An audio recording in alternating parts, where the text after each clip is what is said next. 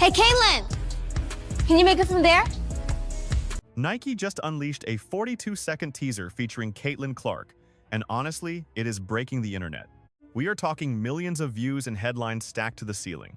The hype is absolutely off the charts. But while the world obsesses over Clark's potential signature kicks, A'ja Wilson is standing just outside that golden glow. You can sense the frustration. She is being sidelined, watching a rookie phenomenon take over not just the hardwood but the entire sneaker culture. And believe me, she is not laughing.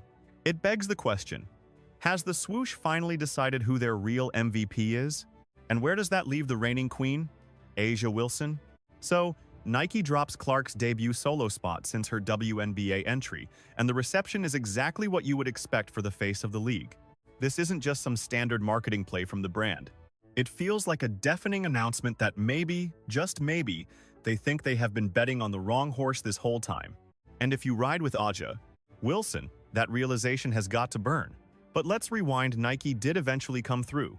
They dropped A'ja's signature silhouette, the Nike A1, on May 6, 2025, debuting with that smooth pink aura style.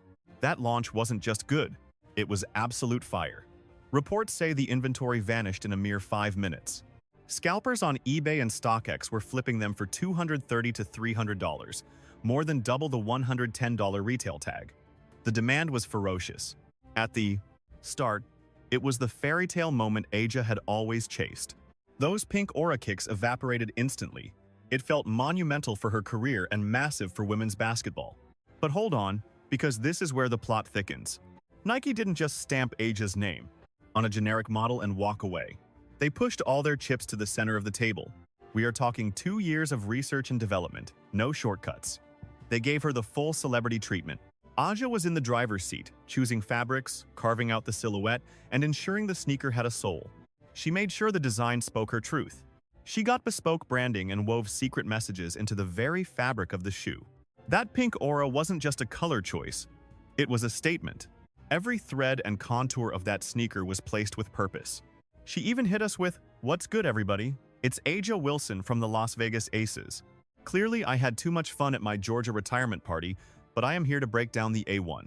Man, it is wild realizing I am officially a Nike signature athlete with my very first shoe, the A1. Right. Just look at the focus in her eyes. For a split second, she was the undisputed queen of WNBA merch, the league's top seller. The press poured in. You saw fans rocking her kicks on the sidelines. But then, the wind changed direction. The buzz cooled off, sales dipped. The social timelines went quiet. And just as the noise died down, Nike dropped a bomb of flashy new ad. But the star wasn't A'ja, it was Caitlin Clark. In a heartbeat, the narrative flipped. Clark's campaign arrived like a tsunami: influencers, viral tweets, and total domination that instantly drowned out the A1. Was supposed to be A'ja's era felt like it was snatched away and gifted to the new girl. And fast? The kicker? Nike didn't even build Caitlin a custom silhouette yet. It was just a special edition Kobe 5 Protro in midnight navy, splashed with bright crimson and university gold, starring alongside her in the clip.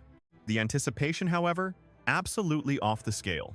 The 40-second teaser for the fresh kicks hit Nike Basketball's X feed on Monday, June 29th, and instantly went viral across YouTube and Instagram. The spotlight hits. Caitlin Clark tying up her laces, the picture of serenity and lethal focus. But the second she yanks those laces tight, the lens crashes in on her gaze. In a split second, her pupils transform, narrowing into glowing yellow slits. Blink and you'll miss it, but the impact is visceral. A chilling homage to the Black Mamba himself, Kobe Bryant. She is fully aware that her platform has elevated her to this stage, and, while her skills on the hardwood are undeniable, she grasps the weight of her position. The world was definitely paying attention, seeing as the inventory vanished from the Nike site in less than 60 seconds. You heard that right, less than a minute. It was a statement loud and clear. Caitlin Clark isn't just shifting the culture, she is the culture. Predictably, the aftermarket went berserk almost immediately, with scalper prices rocketing from $300 all the way past $600. A massive jump from the retail tag, which sat at $190 at drop time. Meanwhile, A'ja Wilson's signature line has been collecting dust, inching painfully closer to the discount rack since day one. Long before Caitlin stepped on the scene, Nike pulled out all the stops to crown A'ja Wilson as the face of the brand. They handed her a $20 million annual deal and crafted a perfect underdog narrative with slick commercials. But the harsh reality for Aja is that you can't manufacture the kind of electricity Clark generates effortlessly. Right from the jump of her WNBA debut, Caitlin Clark inked a jaw-dropping $28 million partnership with the Swoosh, a decision that definitely ruffled some feathers. League vets and icons questioned why a rookie was handed the keys to the kingdom before playing a single pro minute. But the moment Clark strapped on those Nikes and stepped between the lines, the chatter died instantly. Her aura, her performance, and the explosive spike in attendance and ratings spoke volumes. She wasn't just a fresh face, she was a tidal wave. Suddenly, Nike's massive bet didn't look like a gamble, it looked like a masterstroke.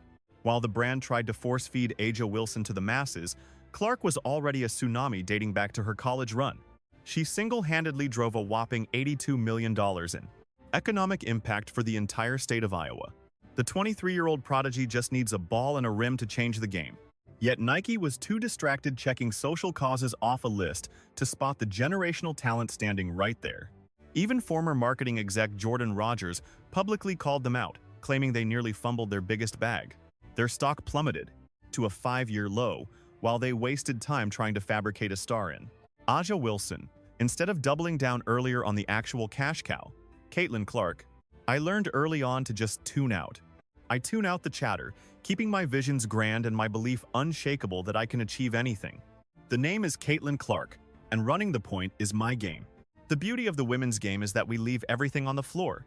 We bring that raw emotion. We bring that heat. That's the only way I know how to play. And honestly, that is what makes it a blast. Wilson requires massive campaigns, glossy shoots, influencer pushes, and press junkets just to generate a spark. Meanwhile, Clark posts one casual fit check and boom, instant pandemonium as fans scramble to cop the look. But here is what is truly keeping Aja Wilson up at night. Nike basically admitted they fumbled the bag and are now watching Clark like a hawk to make up for it. Look, nobody is disputing that Wilson's stats look absolutely golden on the stat sheet. But Clark? She is the one with that undeniable galaxy-shifting gravitational pull. The irony of it all is that unlike Wilson and her queen bee energy, Caitlin Clark couldn't care less about chasing the limelight. Take that post-game moment after she dropped her first WNBA triple-double against the Dream. She was practically deflecting the praise until Aaliyah Boston jumped in to roast her for being too humble. That is pretty cool, Caitlin. And that is the secret sauce that makes this whole saga so insane. Clark isn't out here thirsting for clout or demanding the league bow down to her. She just clocks in, dominates, and leaves jaws on the floor. Meanwhile, Nike stock is flying off the shelves, the internet is broken, and fans are packing arenas to the rafters. So picture Aja Wilson, who received the full royal treatment. The glitzy campaigns, the heavy promotion, the press tours watching this organic explosion from the sidelines, that has got to burn. Not just because Clark's kicks are outselling hers by a country mile, but because Caitlin didn't even have to try. That is exactly what has Wilson seeing red. It isn't just the numbers or the hype. It is the fact that the league's rookie sensation is effortlessly eclipsing the veterans without even needing to flex. We have already seen Wilson throw shade and bring race into the conversation. Back during the 2024 Final Four, she insinuated that Clark's advantage boiled down to white privilege. So, just imagine the bitterness of watching from the wings as the very player she dismissed transforms into the face of the entire WNBA and Nike's women's division. And with rumors of a full Clark signature line already swirling, calling this a simple social media beef would be a massive understatement. Caitlin Clark hasn't just entered the chat, she has monopolized the game. If Wilson was fuming before, this latest twist might just push her over the cliff. This sneaker war is a perfect reflection of what is unraveling in the WNBA right now. Ever since Clark tweaked her groin against the Seattle Storm, the numbers have absolutely cratered. It is almost as if the general public hits the snooze button on women's hoops the second Clark steps off the floor. The combined audience for 3 major matchups this week still falls short of Clark's lowest viewership numbers of the season. The Los Angeles Sparks vs. Chicago Sky showdown, featuring Clark's rival Angel, Reese, and other big names, only scraped together a meager 240,000 viewers. It gets even grimmer with the Sparks taking on the Minnesota Lynx, featuring heavy hitters like Nafisa Collier, arguably the best player in the league, which only pulled in 220,000 viewers. Nafisa Collier plays a beautiful game, But clearly, pure skill isn't translating to eyeballs on screens.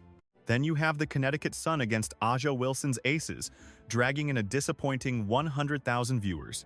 Stack all those games together, and you barely hit 560,000 total. To put it in perspective, her rock-bottom viewership figures this season still hit 580,000 eyeballs. That is just wild. It was long overdue for the Swoosh brand to wake up and offer the top tier respect and royalty treatment that she has undeniably earned.